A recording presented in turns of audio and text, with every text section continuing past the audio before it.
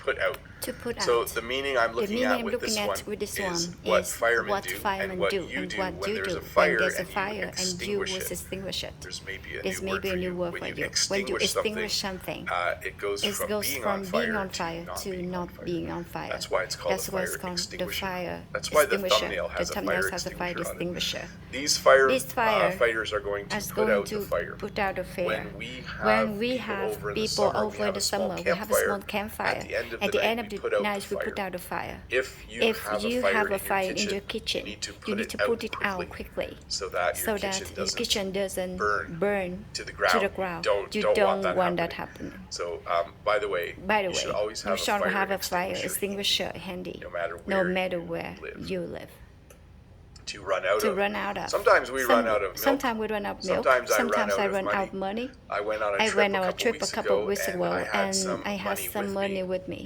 And then eventually I thought, I'm going to run out of money. I'm glad to have my bank card with me so I can use that to buy things. But yet, when we run out of milk, then go and buy milk. When I run out of money, sometimes I go to a bank machine and I would withdraw more money. Definitely you can run out of different things. You can run out of gas, by the way. Sometimes you're driving and the little lights comes on, says you need gas. And you think, I can drive another day. But that's risky because you might run out of gas and be on the side of the road. Just waiting for somebody to come and help you. Hopefully it's someone you can count on. Hopefully someone you hang around with is available to come and help you. To catch on means to understand. Sometimes when I explain these phrasal verbs, you don't understand the meaning, but eventually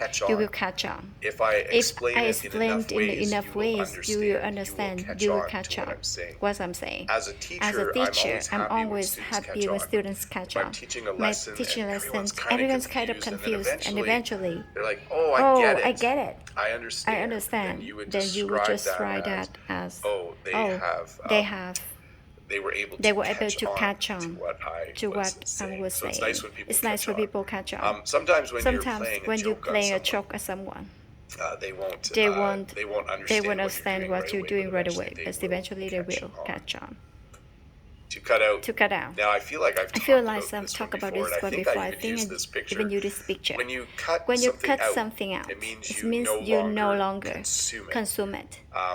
It can also mean to take a piece of paper with a scissors and cut things out. But for instance, it's very popular in the world right now to try different kinds of diet. Some people try to cut out sugar. Some people who still smoke will try to cut out smoke. Or they try to cut down on their smoking. This means to do less about it. These phrasal verbs seem to be readily available today. But I have done this in the past. I generally don't eat philosopher sugar. There are times when I cut out sugar completely. It's really healthy food. It's hard to do, especially in North America. A lot of food has sugar in it. In fact, if you have never been to North America and you visit and bought bread, you probably, depending on where you are from, you would probably find it quite sweet. We do tend to add sugar in lots of things. It's hard to cut out sugar. It's not hard to find food that don't have a lot of sugar.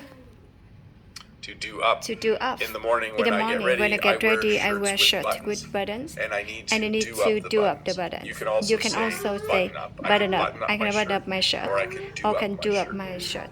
So this guy here, he has decided to wear a light blue, purple shirt, and right now he's going to do up the top button. Sometimes when I wear a tie, I need to do up this top button, and I don't like it. I don't like wearing a tie. I don't feel like constricted around my neck. But if I wear a tie, I do up my top button. Or again, you can say button up. I button up my top button. To fall for something. And to fall for someone. Slightly different. Sorry, not slightly. It's not slightly. Very different meaning. When you fall for something, It It means that you have been tricked. Okay. So if you get an email that says, click here. if you If you send me $10,000, I will send you $1 million. Whatever the Whatever the scam scam is. is. You don't want to fall for that. You don't want to be tricked. This is probably the best example. So you get a text. I got a text message the other day that says, bank account alert. Click the following link to contact the representative. I'm not going to fall for this. This is a scam. I know the status of my bank accounts. The status of my bank account. My bank doesn't so test. I'm not going to So I'm not going to fall fall for this. I'm not going to be tricked by this. To fall for someone, means to fall in love. Or to start to have feelings for them. Or sometimes in English we say sometimes people will have a crush on someone, and then as they spend more time with them, they start to fall for them. So it means that I wouldn't say they're in love, but they're quickly starting to really like the person, and they're probably starting to fall in love. So different meanings. To fall for something means be tricked. To fall for someone means to start to fall in love. To sort out